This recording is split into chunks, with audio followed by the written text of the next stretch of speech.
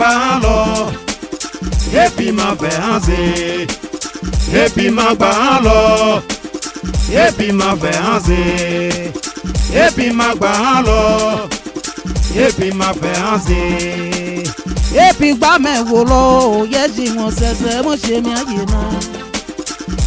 Kaku sera fẹ́ máa bá wọn tọ̀tọ̀ wọn sùn. Bòbónú àti lọ àmánú níbo òye jí wọn sọ̀rẹ́. Àwọn olóbọ̀sọ̀ ẹ̀dùn lọ.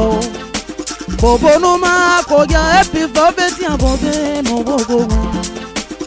Àyíká bí máa lè bọ̀. Ebi gbà mẹ́wò lọ, òye jí wọn ṣẹ̀ṣẹ̀ ṣe mi ayé náà.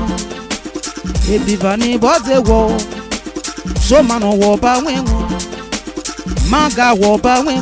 Ètà máa zọ́nù ayò tẹ̀bù wíbẹ̀. Òwì má gẹ́gẹ́ lọ, òye jí wọn sàn mẹ́tì àbá wọn náà lé wọn. Àbòlè lẹ́wọ̀n wíwọ̀n. Ebùnú bá kò wọ́n wọ̀ bá ẹ̀gbọ́n. Ànàmọ́ wọ̀ wíwọ̀n dúró. Ebi ó fẹ́ hàn sí. Ebi máa gbà lọ. Ebi máa fẹ́ hàn sí. Ebi máa gbà lọ. Ebi máa fẹ́ hàn sí. Ebi máa gbà lọ.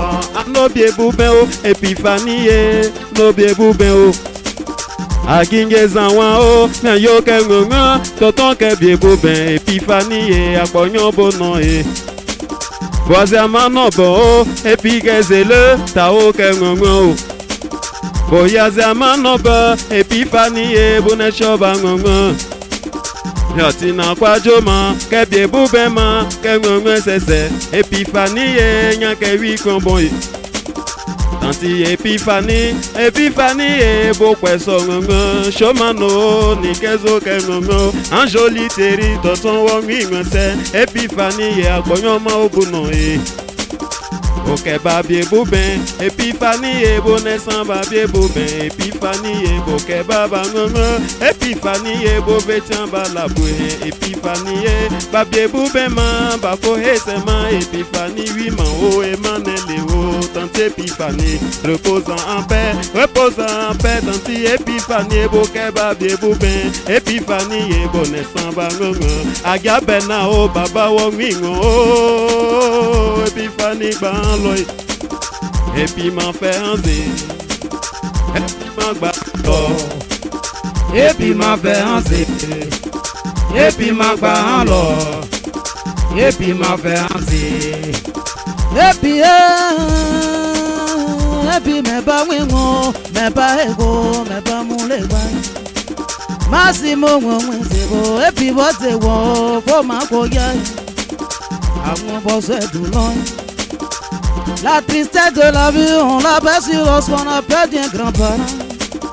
Aujourd'hui, elle s'en va, quitter notre foyer pour l'éternité. Plus jamais vous la verrez dans votre famille, dans votre justice à côté. La solitude envahit mon peuple. Dinale, les tiotes wono.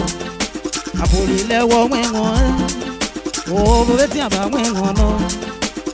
Oh, for ma me koe, samano ye me di modele. Anu ma o wate wo, epi lele, mama epi wo. Epi ma gbà lọ.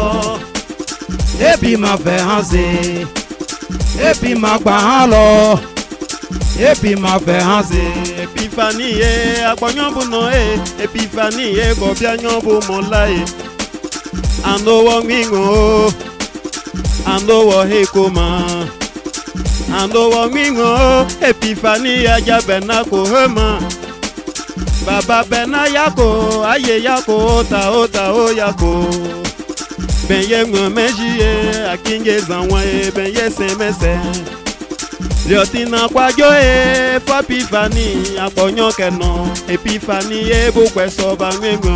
Epifanie, bu kwe soba ngengo. Anki woga e, Epifanie basalo. Epi ma fe saze. Epi ma fe haze. Epi ma fa hano. Tena kwa joe kakusira fin amnoe. Wese apolile o ajabena jirata o. O me ko momo ma ba mi mo dugan le mo yago. No ma o le mo yago le. Jean Paul le mo yago.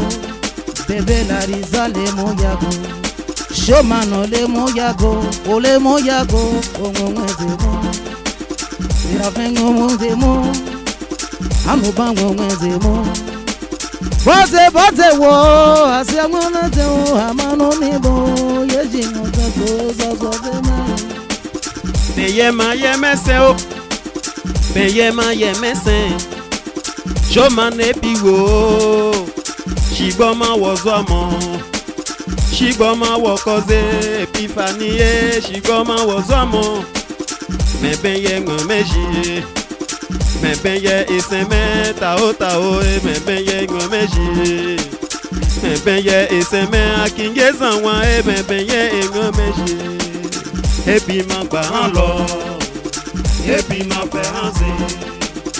Ebi magba lo. Ebi magba hanze.